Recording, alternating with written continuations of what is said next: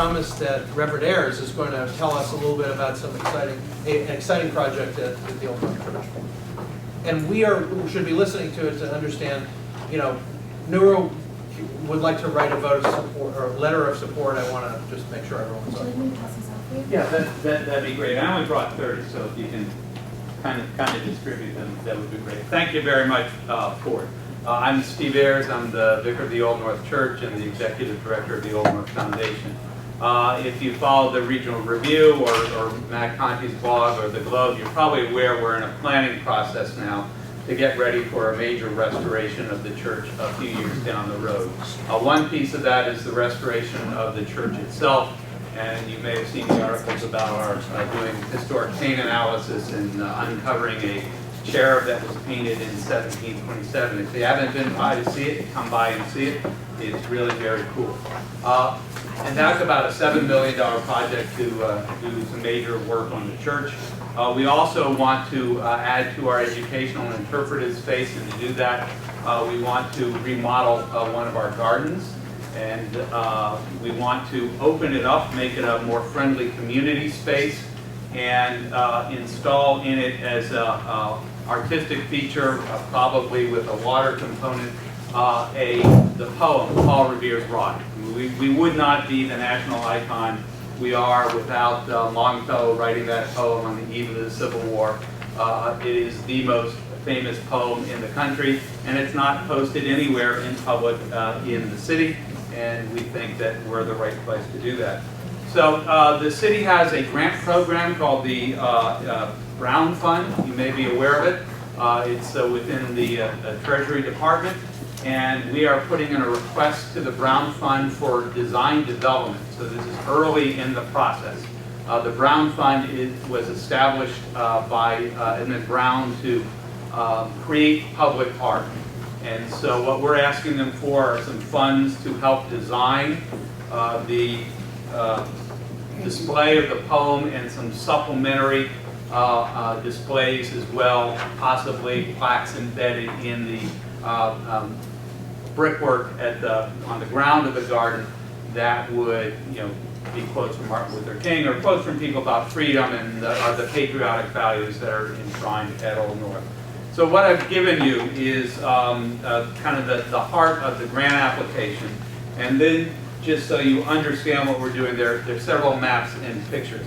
First, there's a campus map, and what we're talking about is the Washington Garden and the Washington Courtyard. And if you look on the back of that map, you'll see a current picture of it. It is dominated by a old and misshapen crabapple tree. We had to trim that tree a couple of years ago because it got so big you couldn't walk around the garden in there. And once we did that, that tree started to shoot suckers, straight switches all over the place. So it's becoming rather decrepit, and it needs to be removed no matter what we do. If you look at the picture as well, you can see the garden walls are in bad shape. We need to fix those no matter what we do. We've done preliminary design process on the garden, and I'll say we're doing this in partnership with the Beacon Hill Garden Club that has taken care of that garden since the 1940s. And they're supporting us financially in this effort along with some local banks and foundations.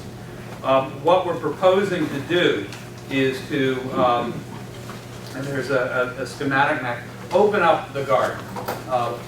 It's an enclosed garden. We want to open it up, remove some of the walls.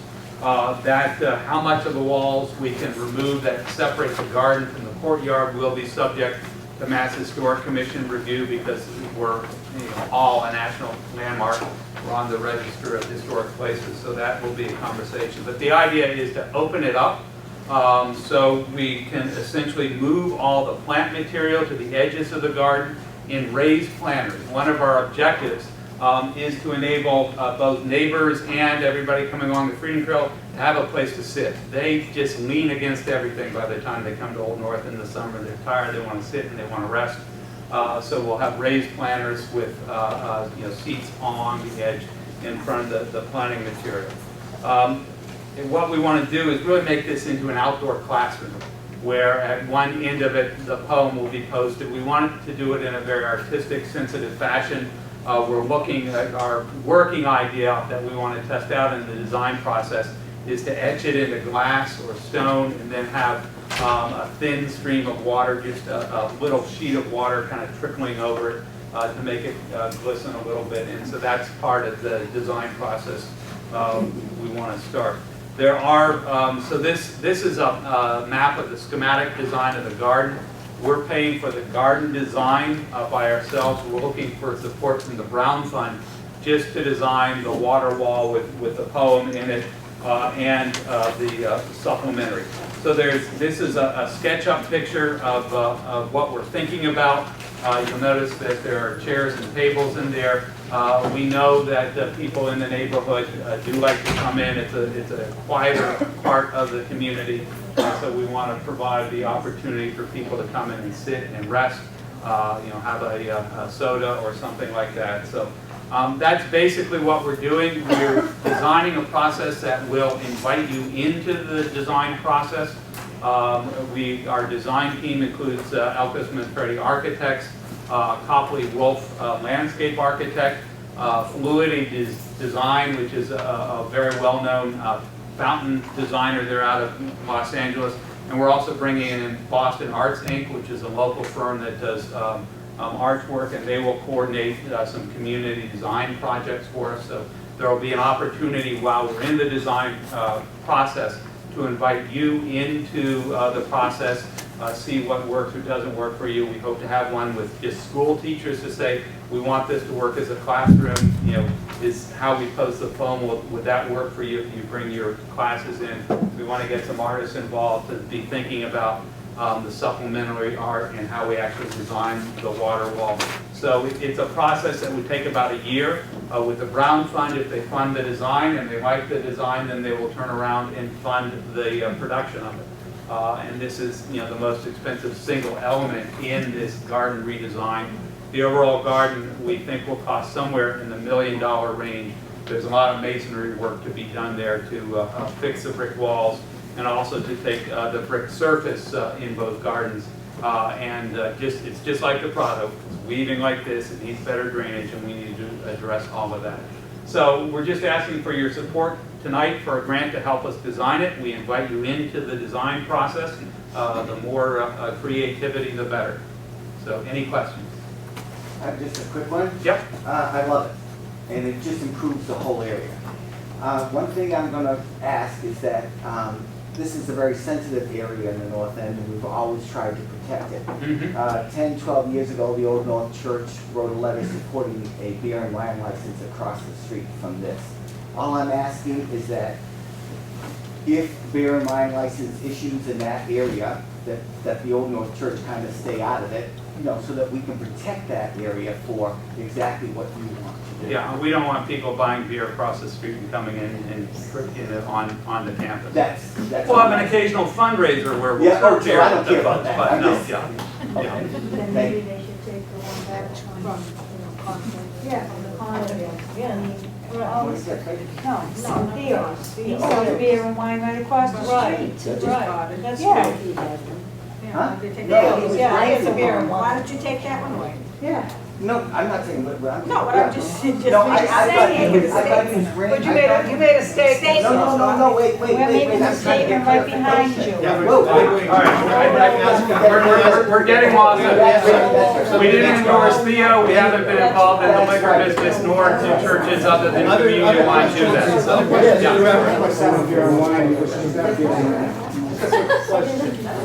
Yeah, our influence feel much is people will get the bridal fixed. I mean, the mayor's been promising to fix it for a long time. It's a disaster. yeah, I agree with you. We would like to see it done.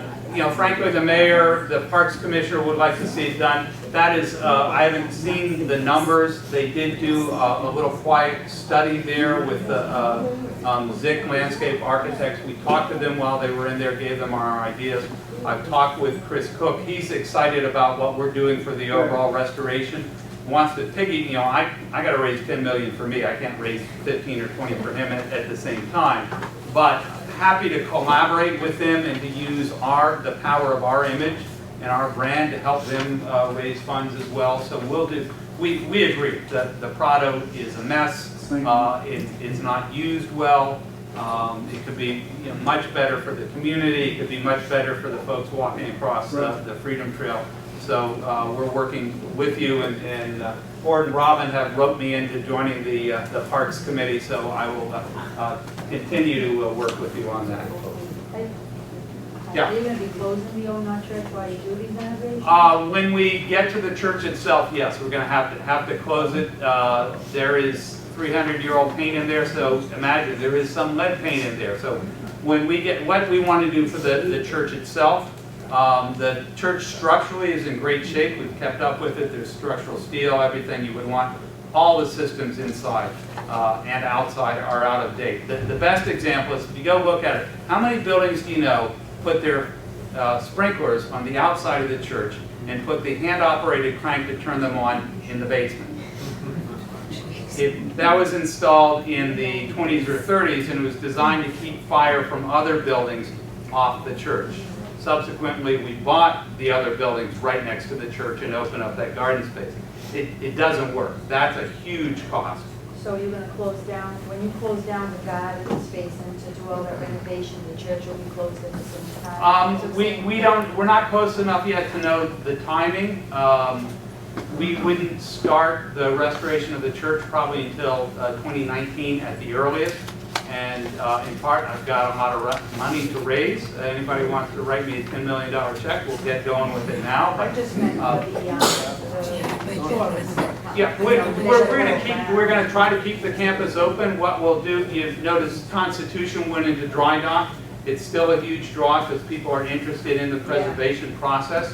What we hope to be able to do is build some stairs and a platform so that you can get up and actually look in the windows. I'll tell you, when the tourists come by on Sundays and we're doing church, I see these bobbing heads as tourists jump up to have a peek in. We'll build a platform so people can look in and we'll interpret that. So we want to keep it open. We want to remain as a tourist attraction. We know how important that is to the businesses in this community. We don't want to shut down our gift shop and everything permanently. So we'll minimize that impact. It's probably going to be hardest on my congregation because they're going to have to worship someplace else for a year and trying to hold us intact, while we don't have our own space to worship in. We haven't done a major restoration since 1912. And I know you have a lot else to do. I would be happy to host an evening for all of you to come by and we can talk about all the plans we have in the next 5 years ago, show you the cherub, show you what a mess our crypts are in the basement, and all the kind of would be happy after Easter, between now and then, but be happy to host an evening where you as the community can come in and look at everything we want to do and ask all the questions you want. So the item that we need to consider is, on the 15th, you have a deadline to write for this grant. You are preparing your material to the Brown Fund for the grant. It would be very nice if NEWRA could write a letter of support saying, these are good guys, give them the money. That's basically what we're talking about doing. So I just wanted to, without putting this to a ballot vote, although we do have a ballot, can I just see a show of hands? Who thinks we should do this? And who thinks it should be unanimously approved by our group? Anyone opposed to unanimity? And I'm looking at David Kubiak, but he's actually not. Was there? You better buy me coffee on Monday morning. So I think, And there's no liquor license in that coffee shop. I think I think our voice vote essentially confirms that we're, as a neighborhood association, delighted to write a letter of support. We'll get you something in time, and you can work with Robin. Okay, great. Okay, great. Thank you very much. Thank you, Robert. And really, come by sometime.